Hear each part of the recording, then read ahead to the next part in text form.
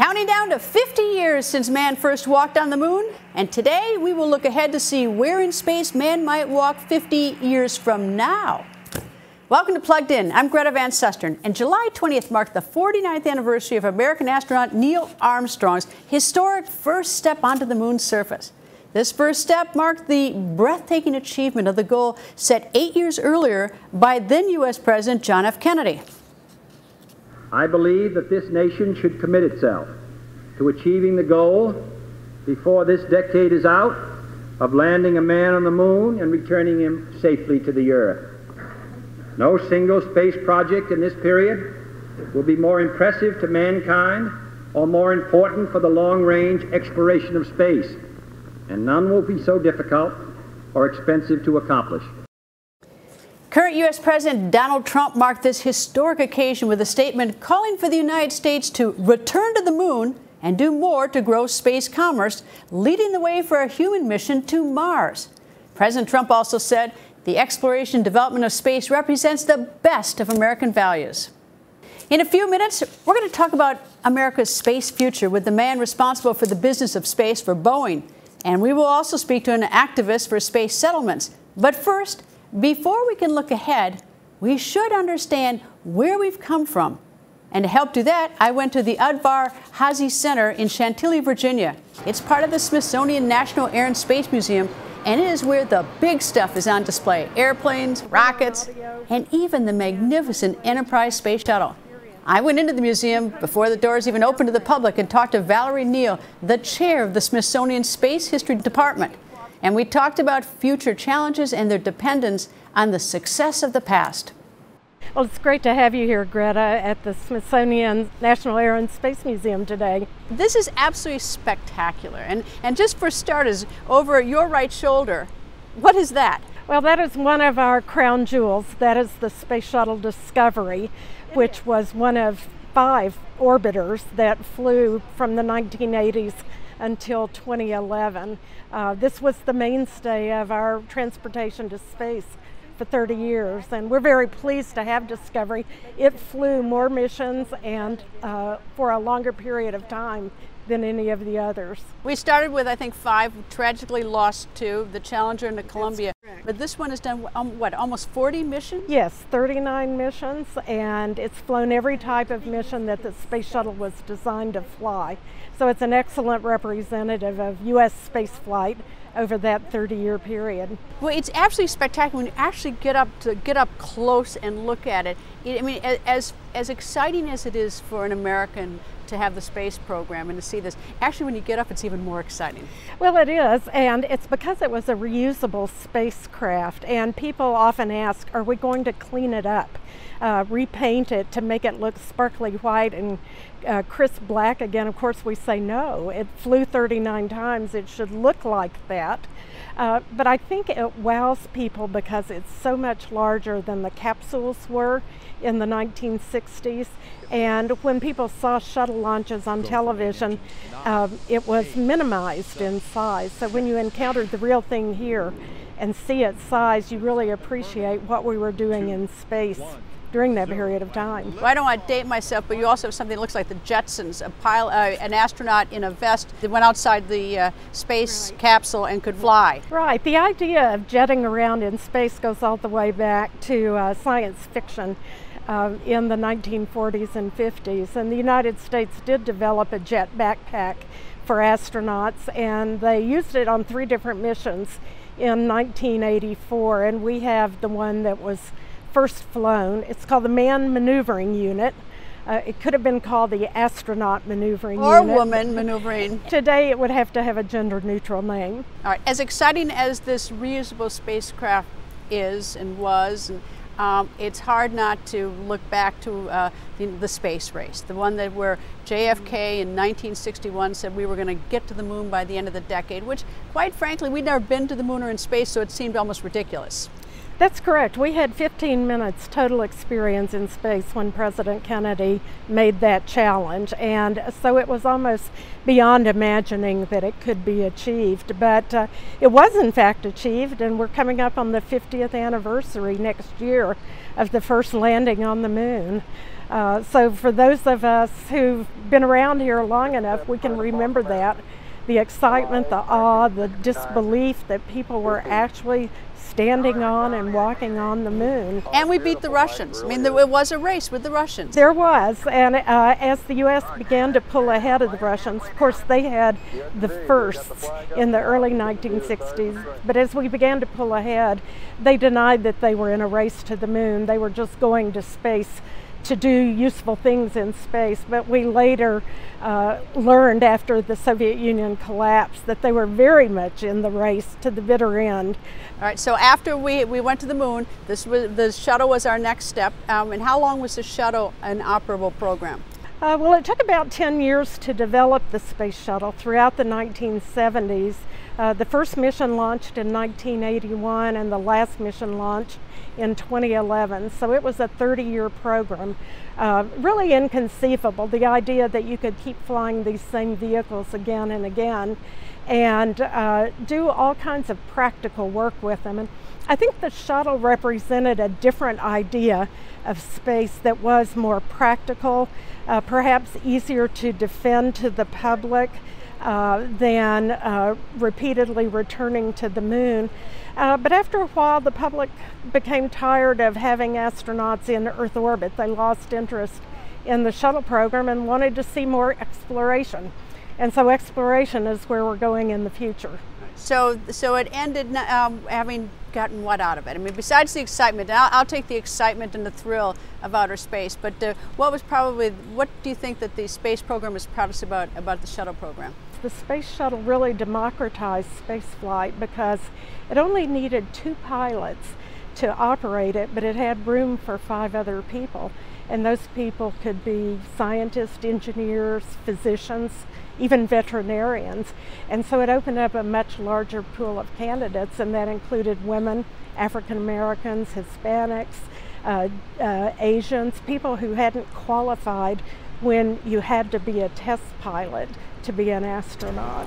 Well, that's how I think we lost the teacher from New Hampshire in the first tragedy with the shuttle, the Challenger, and then of course at Columbia there was an Israeli astronaut. I don't know if there were other nations involved in any of this, but there were a number of guest astronauts aboard several of the shuttle missions, and they hadn't gone through the astronaut training like Krista McAuliffe had not. She had had a little bit of preparation, but they were not actually part of the astronaut corps. But it was thought at the time that the shuttle was safe enough that people who were not trained astronauts could fly on it, and that program to have guest astronauts eventually was going to include a journalist, and you might have been selected to fly on the space shuttle too. But after the Challenger loss in 1986, NASA suspended that program,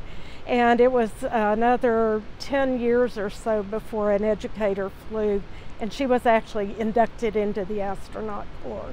It's a rigorous training. It is. How long does it take to become an astronaut? Well, it takes 1 year of basic training, you might say, which the astronauts say is like getting a graduate degree in astronautics.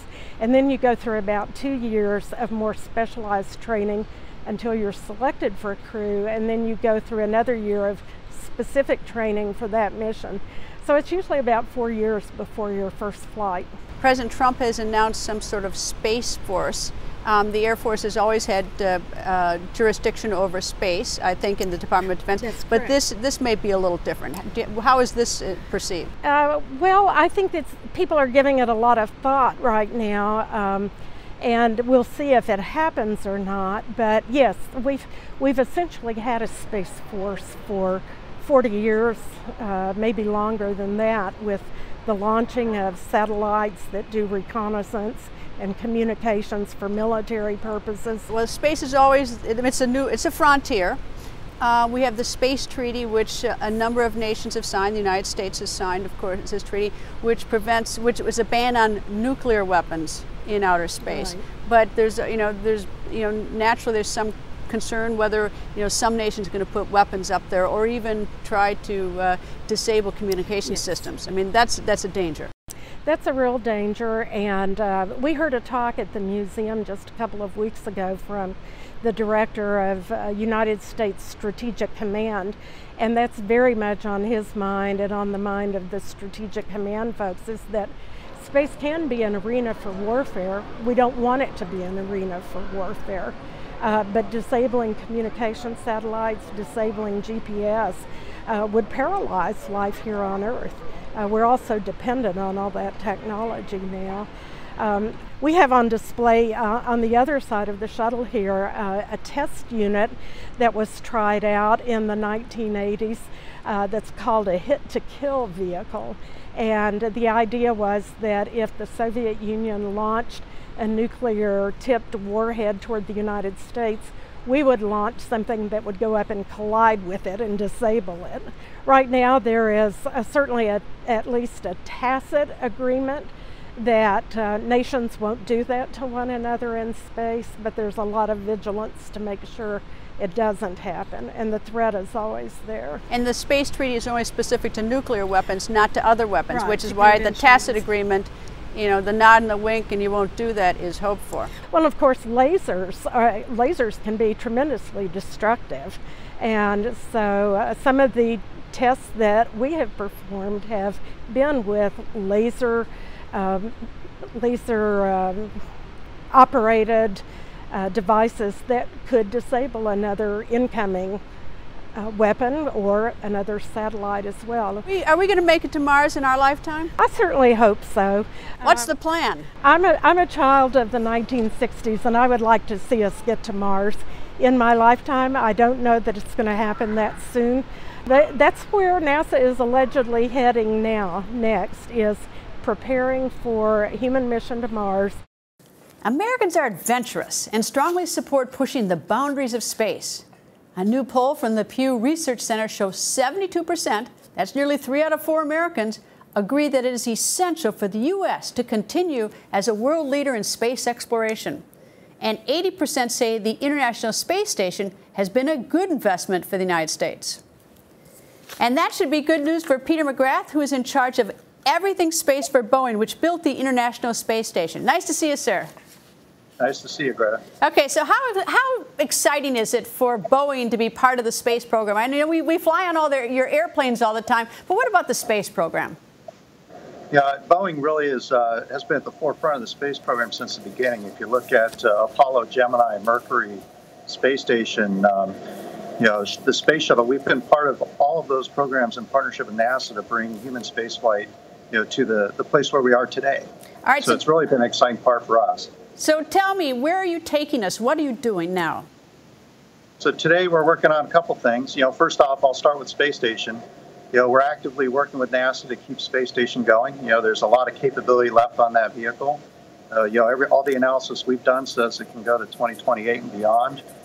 So we're continuing to work on that. We're also working on building the next crew vehicle that's going to launch from U.S. soil, the CST-100 Starliner, which will start launching late this year with an uncrewed test flight and start taking crews to space station starting next year.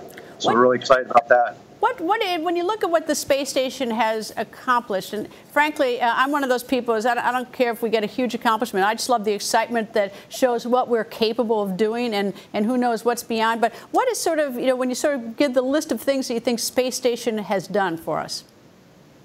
Well, you know, there's a lot of things coming off station in terms of biological research that really have helped us not only prepare for future missions deeper in space, but also really benefited life here on Earth. You know, one of the ones we talk about a lot is protein crystal growth that they do up on station. When you do looks on Earth, you get fractionated crystals. When you get up into space, you get pure crystals. And because of that, one of the research projects they did on Duchenne's muscular dystrophy actually showed a water molecule they couldn't see here on Earth, and that's allowing them to now develop blockers that can be used to fight Duchenne's muscular dystrophy.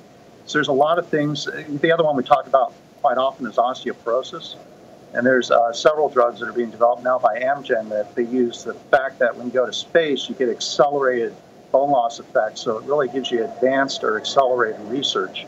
And that helped them lead to those drugs that now are on the market today, too. How's it worked with Boeing? Does Boeing have contracts from the U.S. government? Because you're not totally privatized like some that we're seeing some of these people who are going off on their own and doing their own research into space. But you get contracts and partner with the government?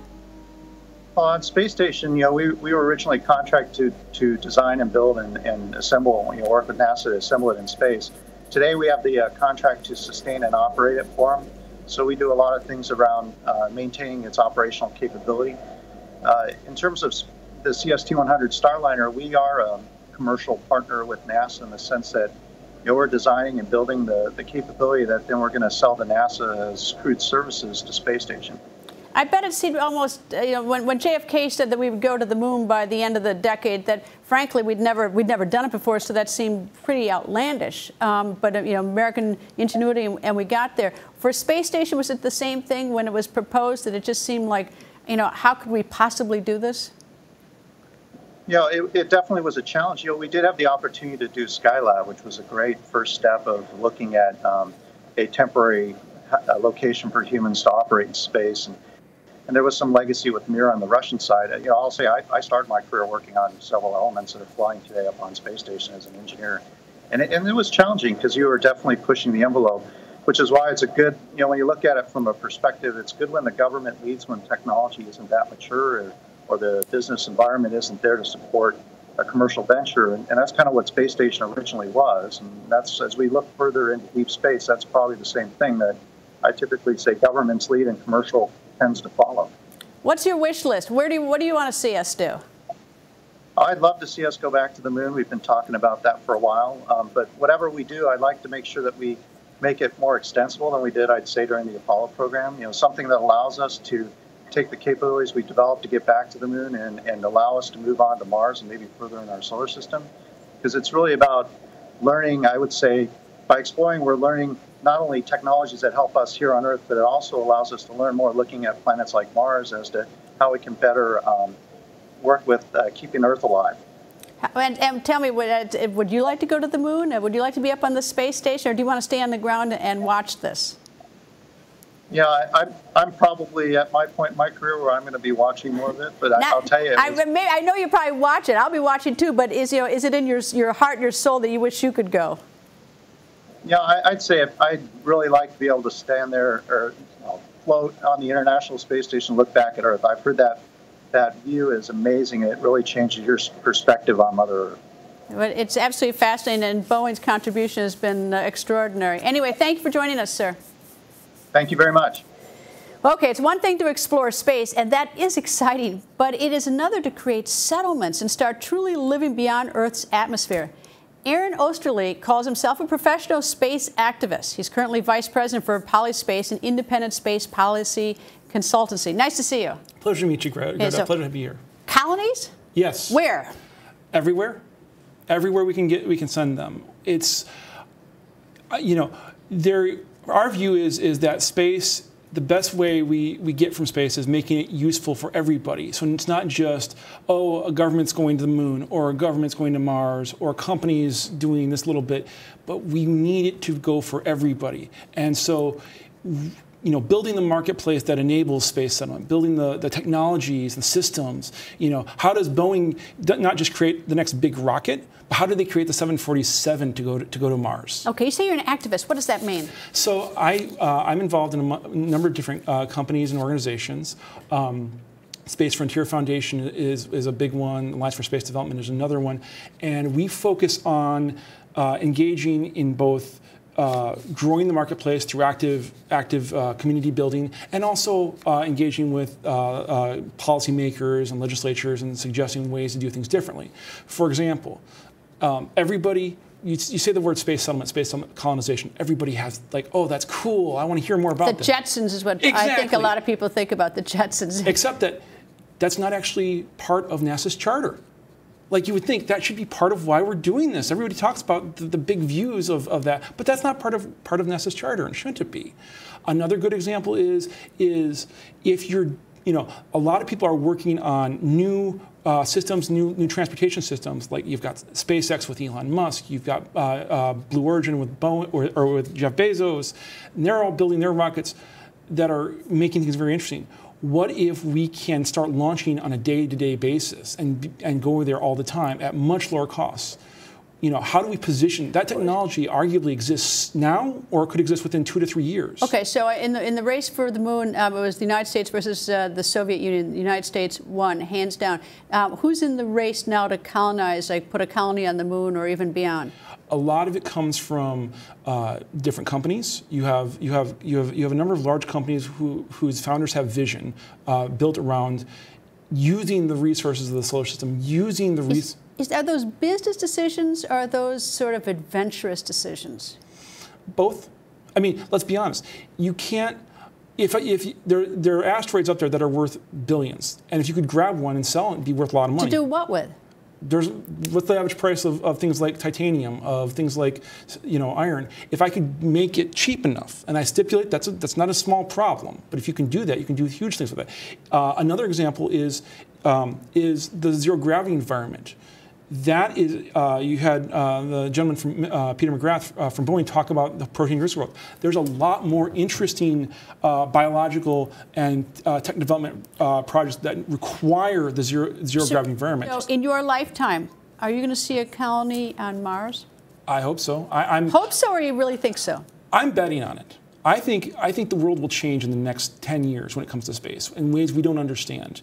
Because I think the costs will come down. I think the user base is going to grow greatly, and we're going to see major changes in how we do things. I think it's very exciting, especially we're leading up to the 50th anniversary of the walk on the moon by a U.S. astronaut. Anyway, thank you very much for joining us. Greta, it's been a pleasure. Thank you very much. Okay, who would want to go into space, right? Well, apparently 58% of Americans have no interest in going into space, according to a recent Pew Research Center poll. For a perspective of what it's like to go into space and live there, I turned to Terry Virts, an astronaut who piloted the Space Shuttle Endeavour in 2010 and commanded the International Space Station in 2015. Nice to see you, sir. Good to be here, Greta. Okay, if you could go back today or tonight, would you go? To space? Any place, yeah, space. Yeah, sure. Why? Of course. It's cool. You get to float, and the view is pretty spectacular. But what drew your attention? Why did you go into space? When I was a kid, the first book I ever read was about Apollo, and something about that ability to go fly to the moon and fly rockets in space was just cool. And I grew up with pictures of airplanes and galaxies and everything like that on my room as a boy. I was just captured at a young age. When I was a kid, just hearing the words coming, liftoff, I mean, it's like, I can't even imagine sitting there and being the one who's actually lifting off. What's it like? Right now I'm a speaker in my new career, and I travel around the world, and every kid in every country, in China and Europe and South America, they're all fascinated by space. And the experience of lifting off is amazing. There's sound, there's vibration. There's acceleration. It feels like several of your best friends are laying on top of you because you're smashed in your seat so much. But that's just 8.5 minutes for what, for me, was eventually 7 months in space. In 7 months, what happened to you physically? That's a big question that NASA's been working on. And the space station has really done a great job of kind of solving that problem in some aspects. You're weightless, so your muscles and your bones are not exercised. And they would become weak, except for they've come up with an exercise protocol. 7 months in space, I lost 0% of my bone density, which is pretty amazing. A big exercise regimen every day, 2.5 hours. I came back to Earth pretty strong. I was able to do 20 pull-ups the week I got back. The one problem that we really haven't solved yet is radiation-induced cancer. And so you just get radiation in space that you don't get on Earth. It doesn't exist because we have an atmosphere. And that's something that, we need to be mindful of going forward. Are you disappointed a little bit? At least, I was. I mean, when we landed on the moon, I think every American is old enough to remembers where he or she was watching it. But then once we sort of declared victory in that spectacular race against the Soviet Union, it seemed like things like, the attention a little drifted off of the American people. I mean, NASA was still very interested, but it seemed like we weren't getting as much attention on our space program. We weren't generating enough interest by the American people. Did you feel that way? Apollo 13 is one of the best space movies of all time. And of course, Apollo 11 was the first moon landing. And 2 missions later, during Apollo 13, there's a really good scene in the movie when The networks would not even carry imagery from the Apollo 13 live from space. So we lost our attention span within months. I mean, it only took from Apollo 11 to Apollo 13 for people to lose that. But there's still excitement, Greta. I tell you, honestly, I travel around the world. Every week I'm going somewhere. People love space and they're excited about it. It may not have taken up the network's time like, back in the 60s and 70s, but what do you make of the sort of private industry now getting involved in the space industry, not just partnering like Boeing with government with contracts, but actually the wealthy people doing their own space exploration? Right. Well, the two famous ones are, of course, Elon Musk and Jeff Bezos with SpaceX and Blue Origin. I think, Greta, the first 50 years were about the government. Space is expensive, it's dangerous, it's hard. But I think the next 50 years, it's going to be different. Anytime the government gets involved, there's this bureaucracy, there's inertia, there's trying to keep this congressman happy or that congressman happy.